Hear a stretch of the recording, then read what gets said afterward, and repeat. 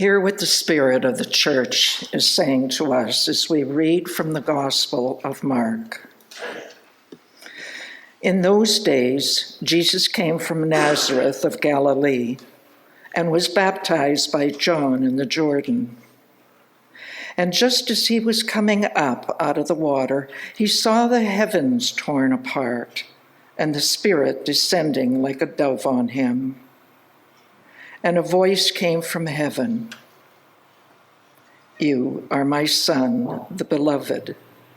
With you I am well pleased." And the Spirit immediately drove him out into the wilderness.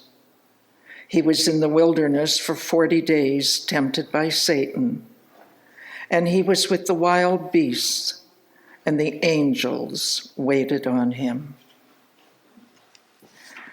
Word of God, word of life. Thanks be to God. The first Sunday in this season of Lent always lands us in the wilderness, in the desert. In the Bible, that's a metaphor for the last place on earth, a place of uncharted territory, anything but comfortable, rarely desirable, and a place we would never choose to go because it appears to lack everything that we need to survive. No matter which gospel we read from, the first Sunday of Lent takes us there. And it is the terrain that we inhabit for the next 40 days. Why there, we might wonder? Of all possible places on earth, why there? In part, the answer lies in the stories we have, in the stories of Jesus in the wilderness, and the stories that he is steeped in of his ancestors in the wilderness. And in part, the answer lies in the stories that we ourselves have lived of our own wastelands, when grief came pounding at the door, or depression, or we got handed the pink slip, or were informed of a diagnosis, or when our marriage collapsed, or our body, or our mind went vacant. And all the usual comforts or distractions or whatever we count on to get us through, they weren't there or proved useless. Maybe you know those wastelands. As harsh as those wilderness sojourns are for us, for Jesus, for the Hebrew people, chances are it's there that we discover some things that we might never have otherwise come to know or trust. Deep truths about ourselves and our capacity to endure. Deep truths about what truly matters. Deep truths about the nature of God and the Spirit's way with us. For this morning, I've asked two people to speak to us about a wilderness experience of their own. And something perhaps about the role of James Bay United Church in that experience. And so with thanks, Johan, we would be grateful to hear from you.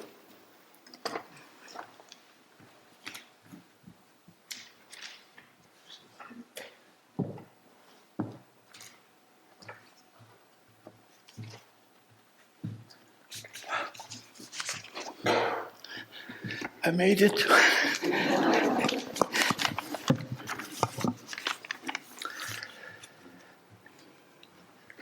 It happened just recently, actually, at the Uptown shopping mall. A little girl passed me by and very innocently said to me, "Sir, why are you walking so funny?" And for you who don't know me that well, you might ask the same thing. Well, it was December 2016, just 1 week before Christmas, that I had a stroke. And as my Bible called The Message, which comes in contemporary language, states clearly what happened to me. The Spirit pushed me out into the world. And you probably understand this better when you become familiar with the lifestyle I had up till the day of my stroke. At age 87, I still jumped on my bike, for sure twice a week, hit the Galloping Goose Trail at the Inner Harbor where I live, and biked all the way to Sydney and back. Now, you might ask, why all the way to Sydney? Well, I have a confession to make. I had a friend working in Sydney, and he worked for the 7-Eleven store. So I was counting always on a free coffee.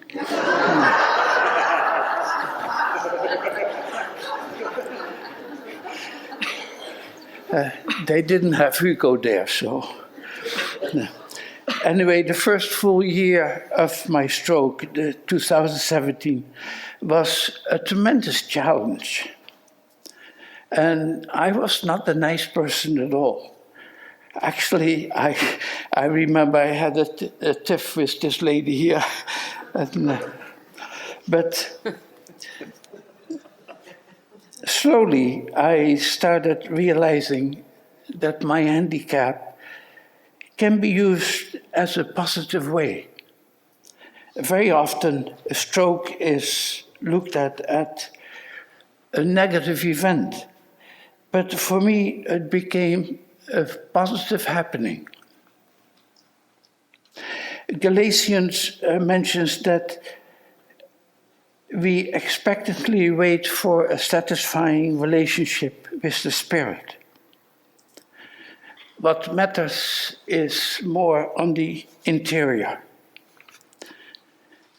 And for me, it became more and more a time of the Spirit. Not just holding it as an event in my mind or a sentiment in my heart, but working out its implications in the details of my life. And the joy I received was just unmeasurable. Yes, I have difficulty talking about my faith. And I found that many people really don't want to listen to you anyway. But I can now live my life with joy. And that is being noticed time and time again. For instance, the day after Christmas, December the 26th of this past year, I had a friend, Darren, visiting me from Vashon Island. And before he left me that evening, he gave me a big hug and said, "Wow, I forgot that you were always so joyful." And I received a Christmas card from my friend Logan in Montreal, where he's studying right now. And in part it reads, "Merry Christmas, Johan. Thank you so much for your love and support this past year. I know it has been a difficult year for you, but despite it all, you never stop radiating a joy and optimism about life. And that helps me to pick up myself and try again." And then the angels took it one step further, actually 3 days further, because on December the 29th, Karen's message was about joy.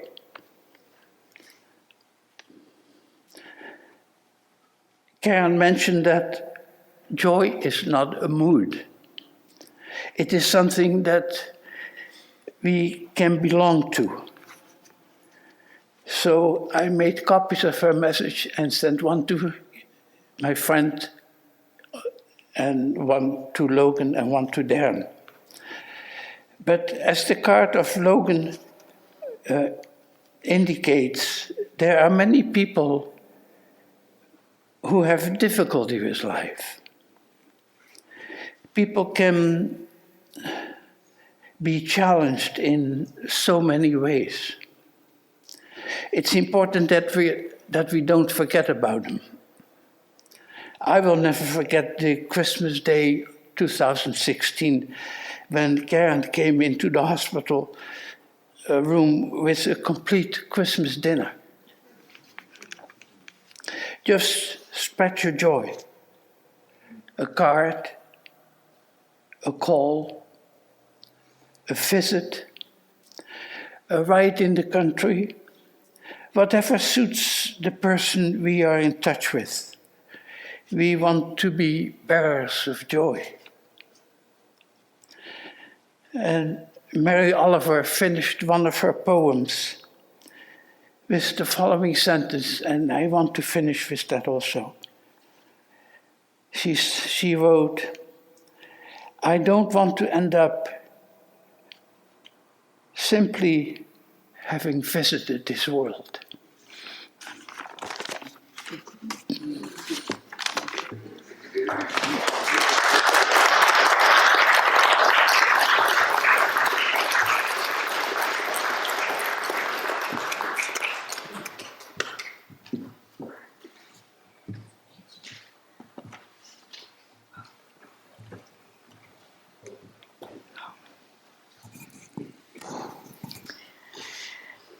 Terry, who has recently arrived into our midst,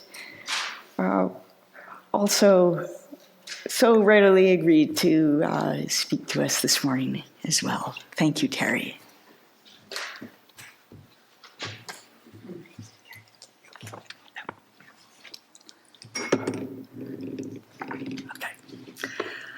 Well, as a newcomer to your church, I'm honored to share my reasons for why I'm here. And I found our reading today is just perfect for me because your church has offered me a respite from the wilderness of the climate grief and anxiety that I've been experiencing.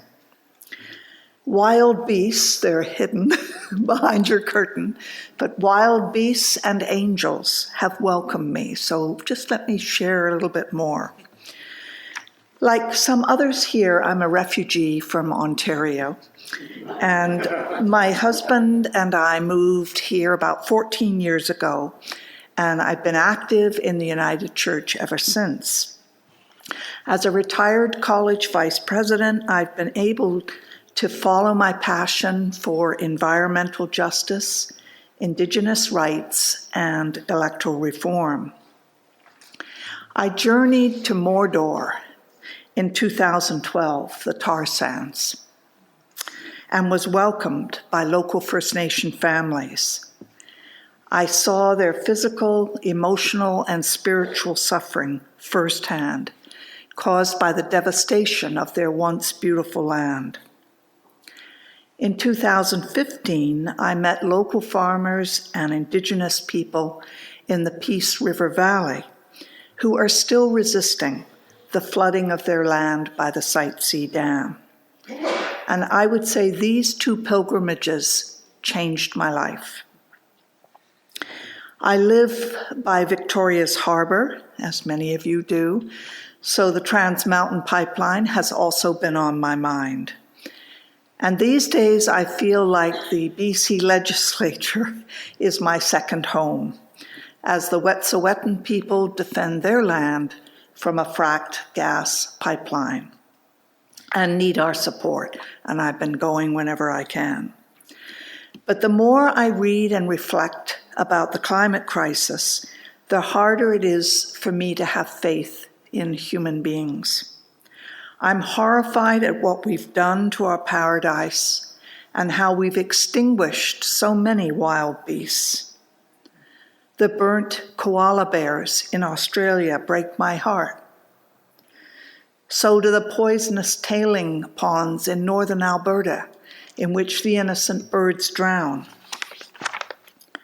And Greta and the scientists keep telling us you have 10 years left to stop this speeding train. I've been tempted by Satan in this wilderness just like Jesus was, by despair and cynicism, by anxious insomnia at 3 a.m. in the morning, by the desire to just say, forget it, I'm just going to hunker down, turn my back, and buy a new oven, and by the promise of power and fame through electoral reform. That was an eye-opener for me. I'm still tempted, but the wild beasts keep me company, just as they did Jesus. While we humans sleep, the whales and the salmon choke on the plastic in our polluted oceans, and I just can't ignore their suffering. And then I met an angel called Karen Dickey and heard about your commitment as a church to act in the face of the climate crisis.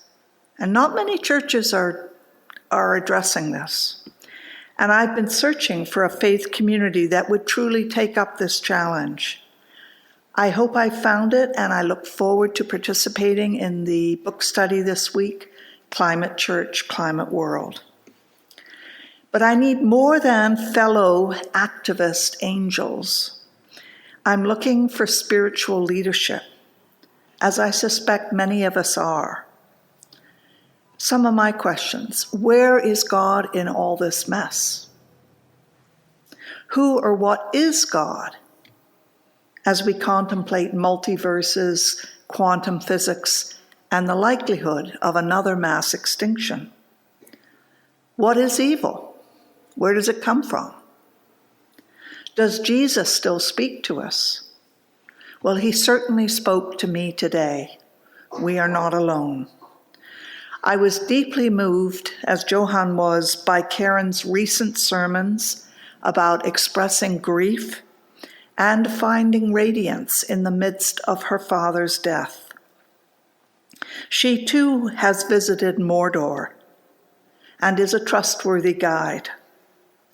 And you have other angels here too, angels that play the piano, that strum the guitar and blow their horns on Tuesday nights. And as the daughter of 2 jazz critics, I feel at home. And as Karen points out, we must find joy amidst the sorrow.